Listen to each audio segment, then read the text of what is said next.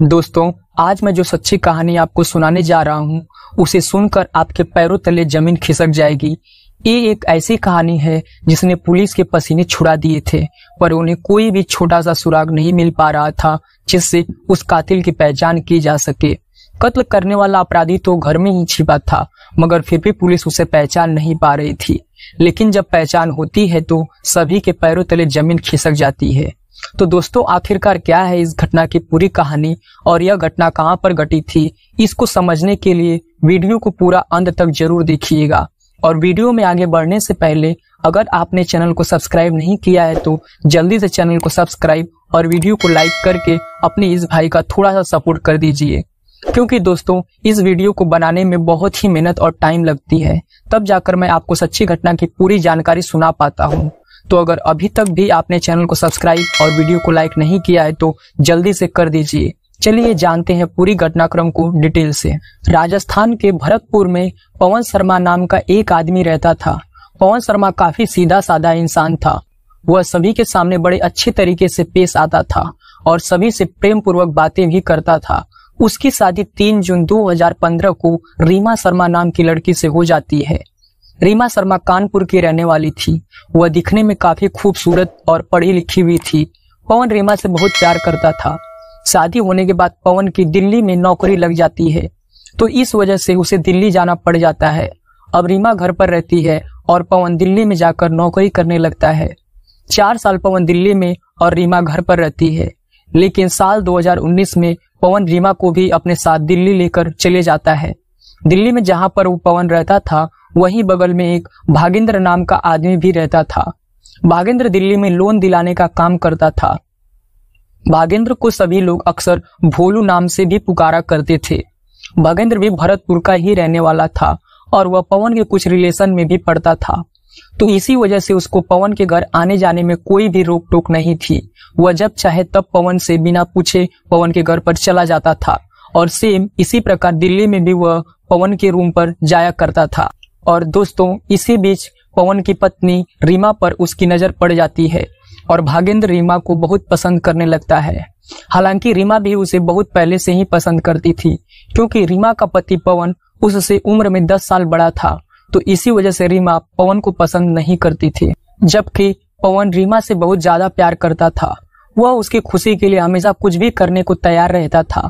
एक बार जब लॉकडाउन लगा था तो रीमा कानपुर चली गई थी। तब पवन उसको लेने के लिए साइकिल चलाकर वहां गया था और वहां एक दिन रुककर पत्नी और दोनों बच्चों को साइकिल से ही लेकर आता है। भरत से कानपुर साइकिल से सफर तय करने और वापस आने में उसे 7 दिन लगे थे।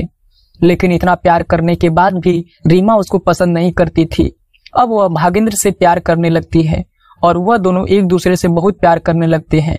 रीमा के भी 2 बच्चे थे और भागेंद्र के भी 2 बच्चे थे, लेकिन फिर भी वह और भागेंद्र एक दूसरे के संपर्क में आ जाते हैं।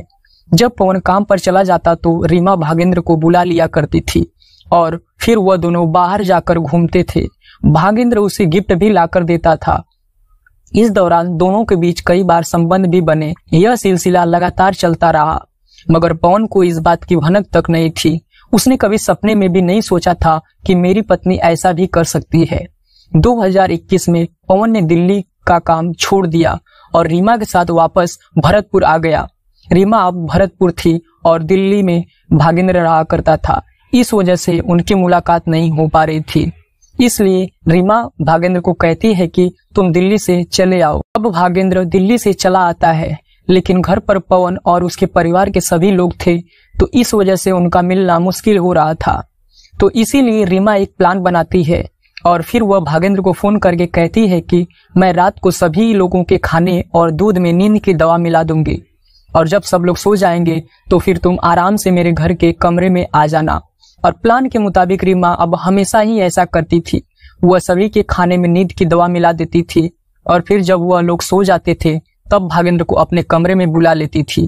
रीमा के साथ कमरे में पवन भी रहता था, लेकिन नींद के कारण उसे कुछ पता नहीं चल पाता था। इसी तरह ये दोनों रोज एक दूसरे से मिलते थे, लेकिन अब समय आ चुका था रीमा का पोल खुलने का। 29 मई 2022 का दिन था।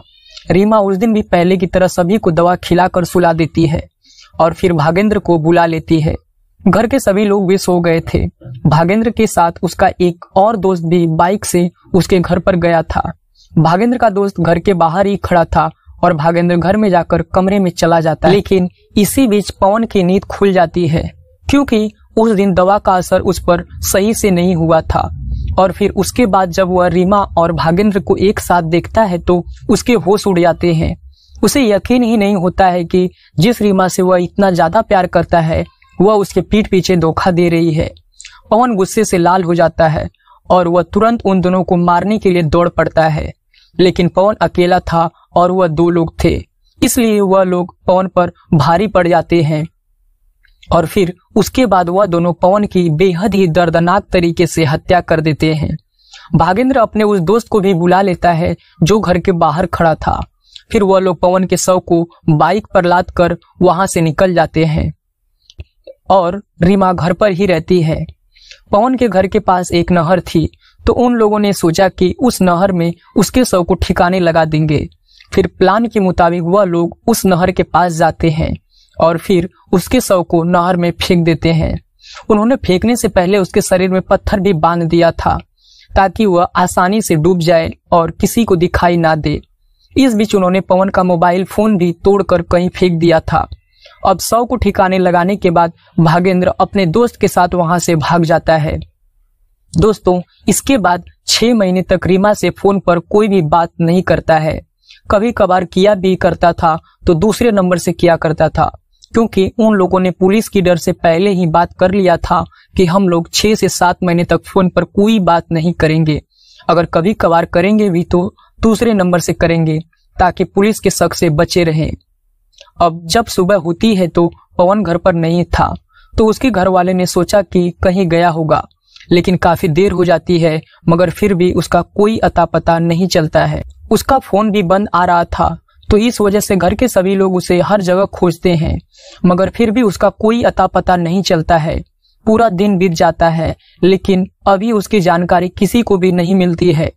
पवन का अचानक से लापता हो जाना उसके घर के सभी लोगों को परेशान करके रख दिया था। रीमा भी नाटक करने लगती है और कहती है कि शायद वह नाराज होकर कहीं पर चले गए हैं। पवन के पिता हरिप्रसाद शर्मा फौरन पुलिस स्टेशन जाकर कंप्लेन करते हैं कि मेरा बेटा अचानक से कहीं गायब हो गया है। आप किसी भी तरह से मेरे बेटे को खोज दीजिए, क्योंकि वह उनका एक इकलौता बेटा था और वह इस तरीके से लापता हो चुका था। और इस वजह से हरिप्रसाद शर्मा काफी परेशान हो चुके थे। अब पुलिस भी पवन की जांच पड़ताल में लग जाती है। पुलिस वाले पवन की काफी तलाश करते हैं मगर फिर भी उसका कुछ अता पता नहीं चलता है। इधर जब करवा चौथ आता है तो रीमा ने घर वालों का विश्वास जीतने के लिए करवा चौथ का व्रत रखती है और वह घर के सभी लोगों को इस बात का भरोसा दिला देती है कि वह पवन से बहुत ही ज्यादा प्यार करती है।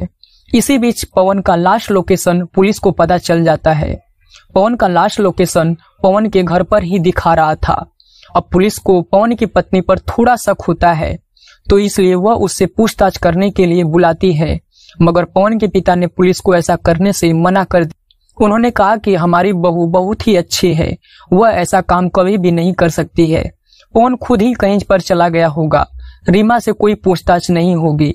उन्हें रीमा पर पूरा विश्वास है।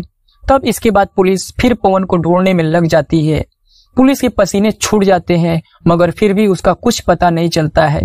अब सवाल यह था कि आखिर इसका पता क्यों नहीं चल रहा है, इसके साथ कहीं कुछ हो तो नहीं गया। धीरे धीरे 5 महीने बीत जाते हैं और अभी तक पवन शर्मा का कुछ अता पता नहीं चला था। अब 5 महीने हो चुके थे तो रीमा और भागेंद्र दोनों बेफिक्र हो जाते हैं। दोनों को भरोसा हो जाता है कि पवन की मौत का राज अब हमेशा राज ही रहेगा और अब उन्हें कोई भी पकड़ नहीं पाएगा। लेकिन वह सब बिल्कुल गलत सोच रहे थे, क्योंकि अब रीमा की सच्चाई सभी को पता चलने वाली थी। उसकी खूबसूरती के पीछे उसका जो भयानक रूप था वह सभी के सामने आने वाला था। 16 अक्टूबर का दिन था। रीमा फिर रात को फोन करके भागेंद्र को अपने घर पर बुलाती है। भागेंद्र फौरन ही उसके घर पर पहुंच जाता है और मौका पाते ही रीमा के कमरे में चला जाता है। और इधर पवन के पिता हरिप्रसाद लापता बेटे की चिंता में परेशान होकर इधर उधर टहल रहे थे। उन्होंने रीमा के कमरे की लाइट जली हुई देखी, फिर जब वह कमरे के पास गए तो जो देखा वह किसी बुरे सपने से भी बुरा था। जिस बहू पर उन्हें हद से भी ज्यादा विश्वास था वह किसी और के साथ आपत्तिजनक हालत में थी। फिर उन्होंने तुरंत कमरे को बाहर से बंद कर दिया और पुलिस के साथ साथ भागेंद्र के परिवार वालों को भी फोन करके बुलाया। पुलिस के आने से पहले भागेंद्र के परिवार वाले वहां पर पहुंच जाते हैं और झगड़ा करके उसे छुड़ा ले जाते हैं। भागेंद्र पवन के पिता को धमकी देकर कहता है कि जैसे तेरे बेटे को मारा है वैसे ही तुझे भी मार दूंगा, रीमा और मेरे बीच में मत आना। तब हरिप्रसाद का शक यकीन में बदल जाता है और वह फिर फूट फूट कर रोने लगते हैं, क्योंकि उन्हें अब पता चल जाता है कि उनका बेटा इस दुनिया में नहीं है। इसके बाद उन्होंने पुलिस से पूरी बात बताई। पुलिस भागेंद्र के खिलाफ सबूत जुटाना शुरू कर देती है। इसी दौरान भागेंद्र दिल्ली चला गया और रीमा 28 अक्टूबर को कानपुर चली जाती है। 20 नवंबर के दिन पुलिस वालों के हाथ कुछ सबूत लग जाता है और फिर तब पुलिस ने रीमा को फोन करके बुला लिया। इधर पुलिस ने भागेंद्र से भी पूछताछ के लिए दिल्ली से बुला लिया। अब करीब 6 घंटे तक पुलिस ने उन दोनों से पूछताछ की। उन दोनों को अलग अलग कमरे में बिठाया गया, क्योंकि एक जगह रहने से वह दोनों एक ही जवाब देते, इसलिए उनका झूठ पकड़ने के लिए पुलिस ने उन्हें अलग अलग कमरे में बैठा दिया। सातिर दिमाग वाली रीमा कुछ देर तक पुलिस को गुमराह करने की पूरी कोशिश करती रहती है। दूसरी तरफ भागेंद्र से भी पुलिस ने पूछताछ शुरू कर दी। पहले तो दोनों बातों को घुमाते रहते हैं, लेकिन फिर जब पुलिस ने भागेंद्र से सख्ती से पूछताछ की तो उसने सारी बातें सही सही बता दी। इसके बाद रीमा ने भी अपना जुर्म कबूल लिया। दोनों से पूछताछ के बाद पुलिस जेसीबी और ट्रैक्टर लेकर उस नहर के पास पहुंच जाती है जहां पर भागेंद्र पवन के शव को फेंक दिया था। अब काफी खोजबीन करने के बाद उस नहर से एक बोरा मिलता है और फिर उसे खोलने के बाद उसमें सिर्फ 17 हड्डियां मिलती हैं। उसमें से पवन का शर्ट और पर्स भी मिलता है। और जब यह केस सुलझ जाता है तो रीमा और भागेंद्र को आजीवन कारावास की सजा सुनाई जाती है। और इस घटना के दिन जो भागेंद्र का दोस्त जिसने उसकी मदद की थी उसे भी पकड़ लिया जाता है। खैर दोस्तों, आपकी क्या राय है इस घटना के बारे में? अपनी राय आप कमेंट बॉक्स में जरूर लिखिए। और दोस्तों, अगर आपको हमारी मेहनत पसंद आई हो तो चैनल को सब्सक्राइब और वीडियो को लाइक करके ही जाना। चलिए मिलते हैं फिर ऐसी ही सच्ची घटना के साथ। तब तक आप अपना और अपने परिवार का ख्याल रखिए। धन्यवाद।